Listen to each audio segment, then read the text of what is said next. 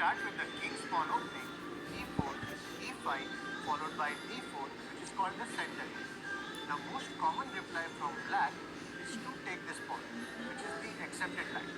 From here, an aggressive move could be c3, which is the Danish gambit. But we are not covering that in this video. If you'd like to see a video on the Danish gambit, then let me know in this poll above. Now back to our game. As white, we play queen takes on d4 and black attacks the queen with the knight as expected. From here, we are going to look at 4 different traps one by one. But along with these traps, I also want you to understand the tactical ideas that we'll use here, because these tactics can be easily applied to similar positions in your other games as well. Let's start with the first trap, setting it up with queen to a4. Here, black goes for queen e7, attacking this central pawn. Then knight c3, defending the pawn. Black goes for knight f6, putting additional pressure on the center. Then we go for bishop g5, pinning this knight to the queen. Now black goes for pawn to d5, adding a third attacker on this pawn. Keep in mind, black can play these 3 moves in any order, but his main idea is to attack the center, so ultimately you will reach the same position only. Now in this position, we will completely ignore this pawn and instead castle on the queen side, inviting black to capture this pawn.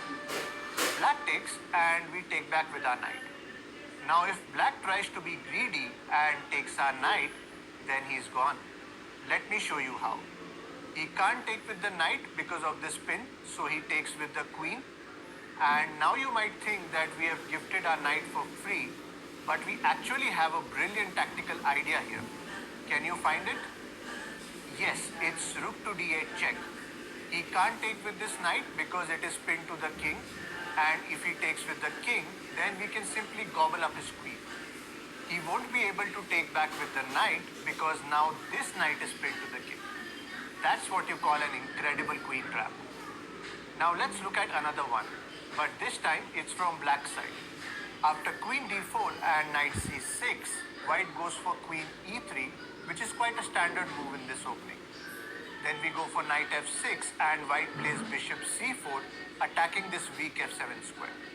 After this, we'll go for knight to e5, attacking this bishop. The bishop drops back to b3, keeping it on this diagonal. Now we will go for bishop b4 check.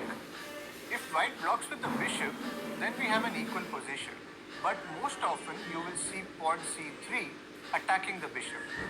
This is where we can unleash a deadly trap with bishop c5 hitting the queen. Now if the queen takes, then we have knight d3 poking the king and queen. Therefore, taking the bishop is not a good idea. He has to move his queen, and g3 looks quite natural since it attacks this g7 pawn. But then we have another tactical idea. Can you find it? It's the stunning move, bishop to f2 check, threatening both the king and queen. If he takes with the queen, then knight d3 again is poking the king and queen. And after bishop takes, if the king captures on f2, then we have the other knight joining in the action with knight takes e4 check, which again wins the queen.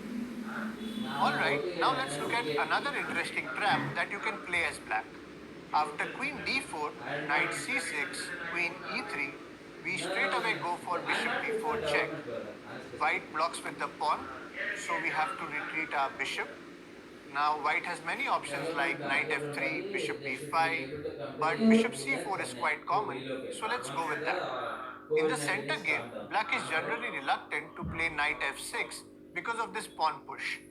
But at this point, we can go for this move because there is a secret little trap here. After knight f6, if white attacks with e5, instead of immediately moving away your knight, just think, is there any way to ignore this threat and counterattack? There is actually a nice little tactic here. Let's see how it works. So we ignore this knight and go for a short castle on the king side. If white falls for this trap and takes our knight, then we have this beautiful move, rook to e8, and the sweetie is gone. White can't move his queen because it is pinned to the king.